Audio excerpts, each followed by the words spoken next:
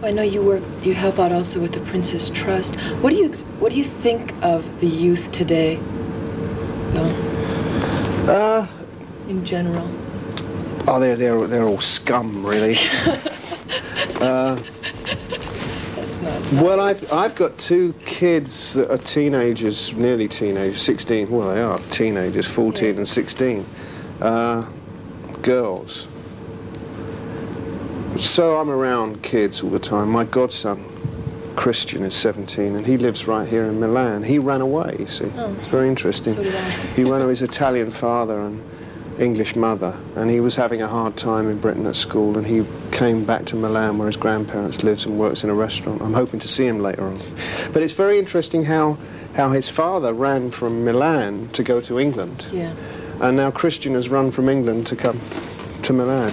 I think young people are great. I just in a sense that it's this idea of trying to confer some real feeling of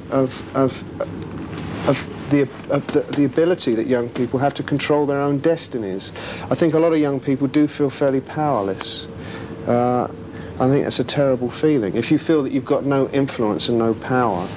Maybe it was misguided of us, but in the 60s, when I was young, we really did think that we could change things. And whether we did change things significantly or not doesn't really matter that much. It actually got us through what was really quite a difficult time. And I think it probably did change a lot of attitudes, I think particularly rock music. Yeah. And now, when we've just finished with a program like Live Aid, you suddenly realise that what people in the music industry now have is a form of power. Right. And that's what I've always wanted, power.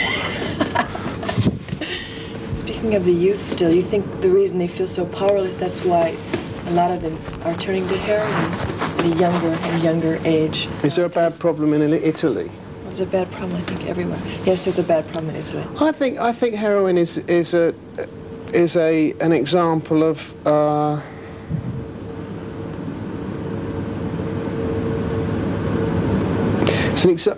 if you can't control what happens out there, if you can't exert some kind of strength, you can't demonstrate any kind of influence over your own life, you can't steer yourself, you can't please your parents because you can't get a job, or you can't be satisfactorily educated up to the standard which you need to be these days to get a job, because you need to be incredibly bright to get a very, very ordinary job these days. You know, to have 20 exam results to be the guy who cleans out the toilets in this hotel.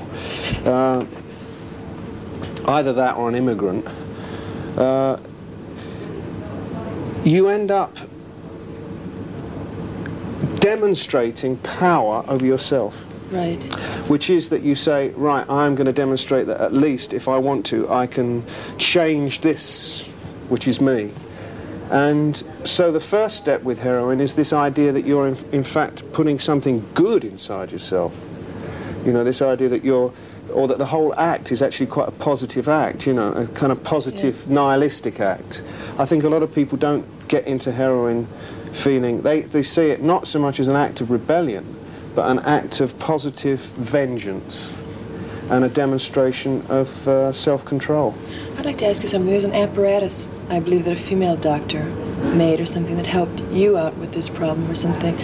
If this is true, yeah. Briefly, why isn't this something well known? Well, it's still in development. I've spent a hell of a lot of money helping her develop it.